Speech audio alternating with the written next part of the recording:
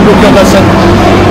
J'ai fait le canapé rouge, j'ai fait le tambour, si vous me parlez, il faut qu'il me parle, mais c'est pas le grand blabla. Il s'assoit sur une chaise en face de moi, il répond à toutes les questions que je lui pose. Après, il peut s'en aller. Les gens seront pas passés. Voilà, tout simplement. Ne pas du cinéma, pas venir nous faire un théâtre, à tourner, comme il a fait pour les Gilets jaunes, là, à prendre les gens pour des imbéciles. Maintenant, ça suffit. Donc, il ne faut plus prendre les agriculteurs pour des imbéciles parce qu'ils vont se mettre très en colère. Et puis, finalement, prendre toutes les corporations vont les rejoindre. La France est un pays en faillite parce que M. Macron, il n'a plus d'argent, la France. Alors, déjà qu'on n'était pas riche avant lui, après 30 ans de socialisme, là, c'est le bouquet total. Mais je crois qu'on va à la faillite. C'est pas un grand débat qu'il va faire, c'est un monologue, un grand blabla. Il va couper les questions, il va nous amuser là. Attends là, s'il te plaît. Il va nous amuser et puis on va se retrouver dans une situation. Au bout d'une heure ou une heure et demie de débat, on n'aura rien.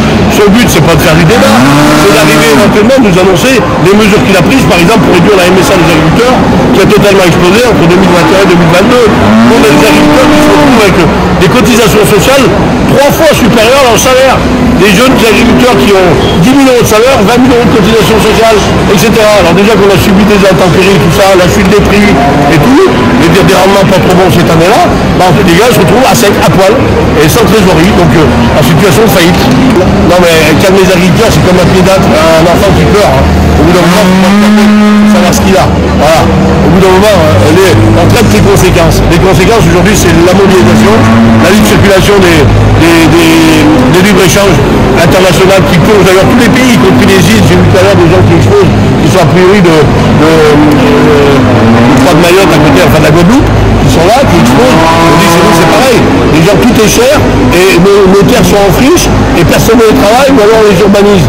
Au bout d'un moment, cette mondialisation de déplacer les produits autour de la planète ne servent qu'à CMA, de fabricants de containers, de cargo, aux transporteurs, aux péagers qui fabriquent des autoroutes et aux pétroliers qui vendent du pétrole et aux multinationales qu'Avril, dont est M. Rousseau, le président. Voilà, aujourd'hui c'est les multinationales comme Avril qui ont lancé ce libre-échange en accord avec ces gens-là et qui aujourd'hui finalement plombent les prix agricoles. On met un cours mondial de la céréale, mais il n'y a pas un cours mondial ni d'échange avec le programme. Au bout d'un moment, l'agriculteur français ne pourra qu'être pénalisé et ça va s'effondrer. Le système va s'effondrer. Oui, il a l'arrêt de l'échange de Mercosur. Alors, on va arrêter un échange qui était peut-être pas encore complètement engagé, mais ça n'empêche pas que les autres y sont. J'ai vu ce matin, a priori, sur la télé de 9h, à Carrefour, il y avait des étiquettes de produits israéliens qui avaient été refusées par des produits algériens. Pareil que les gens ont découvert à Marseille, en plus d'origine maghrébine, ils étaient fous furieux. Vous vous rendez compte, la provocation en plus intellectuelle qu'il y a là, de dire à des maghrébins, on fait manger de l'israélien, avec l'histoire malheureusement de la Palestine et d'Israël, on est dans la provocation permanente. On est dans des produits transformés. Il faut savoir, moi j'avais appris en 92 que l'étiquetage d'un produit Made in France n'était pas sur l'origine, mais sur la valeur de la transformation, la valeur ajoutée. Donc si vous avez un produit qui fait 20 centimes en Thaïlande et vous l'amenez là, vous mettez 1 euro de valeur ajoutée dessus, il devient Made in France. Ça c'est finalement une escroquerie intellectuelle encore. On a des belles banderoles que vous pouvez voir, hein, c'est des cartons rouges, on a des belles banderoles, il y en a plein encore sur différents thèmes. On les avait exposés ce matin, vous pouvez les voir sur TikTok, tout ça, les reprendre, les publier, sur le livre noir qui nous suivre, sur même moi, j'ai fait des... Donc voilà, on a plein de thèmes qui sont clairement explicites. Aujourd'hui on a... moi si Macron il veut discuter, il va discuter. Mais je vais lui parler entre 4 yeux, enfin 2, si on a 2 chacun, et puis je veux des réponses. Soit il nous balade, et c'est un peu ce que je ressens au travers des 3 milliards qui ont été donnés encore à l'Ukraine pour les fins de guerre qui ne nous appartient pas, au travers des 50 milliards autorisés par l'Europe. Aujourd'hui, l'autre fois, il a dit, oui mais l'Ukraine pourra importer du blé, mais on va vérifier s'il est conforme. Non, c'est que le blé ukrainien ne sera pas conforme. Aujourd'hui, malheureusement, il faut que l'Ukraine, pour payer sa note, elle nous envoie du blé, pas cher, qu'on va tourner l'agro-industrie de la mondialisation, et derrière, on se retrouve avec des... La CR47. Ben, c'est un école là, ta vache. Mon beau-père, moi, il est secrétaire général à la... Tiens, dis bonjour à Manu. National. Christian Convert. Ça, on s'en fout. Allez.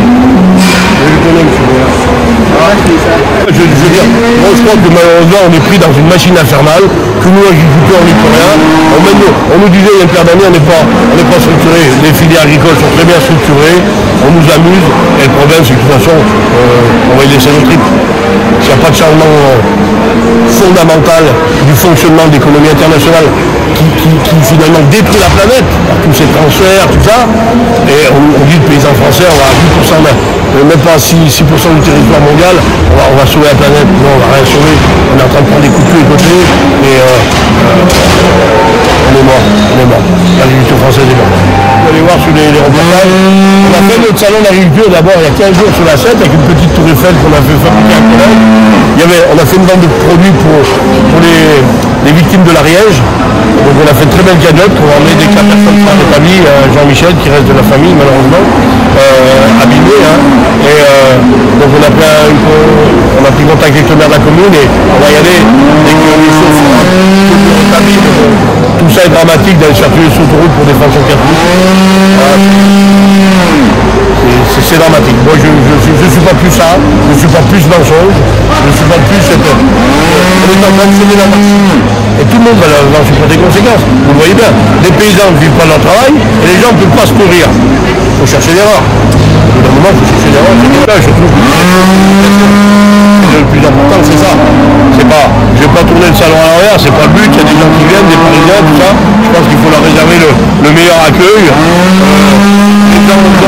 Le soutien jusqu'à maintenant aux agriculteurs a été indéfectible, même si je condamne quelques actions, entre autres du syndicat majoritaire qui a un peu laissé agir ses troupes et qui arrive par derrière au secours. On ne sait pas si qu'il est le ministre, ça fait 10 jours qu'on l'a pas vu, comme l'a dit M. Rousseau il y a quelques jours, mais je pense que c'est un petit peu de la foutaise parce que les instances de la FNSEA sont à Paris dans des bureaux économiques ensemble depuis des décennies et je ne comprends pas qu'un syndicat majoritaire qui est censé suivre un petit peu ce qui se passe dans ces exploitations finalement n'est qu'un abcès qui pourrit, qui va exploser.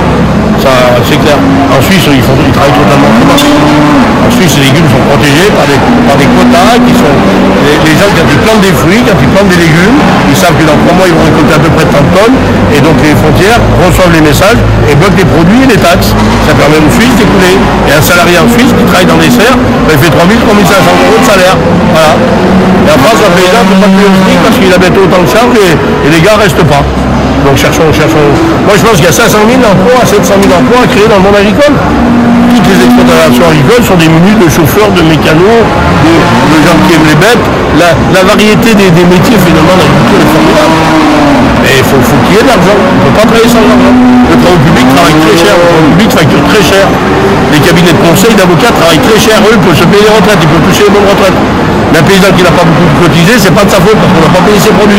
Donc un paysan veut beaucoup cotiser. Pour ça, il faut qu'il vende ses produits, qu'il fasse de la marque et qu'il fonctionne. Et ça n'est plus le cas depuis de nombreuses années.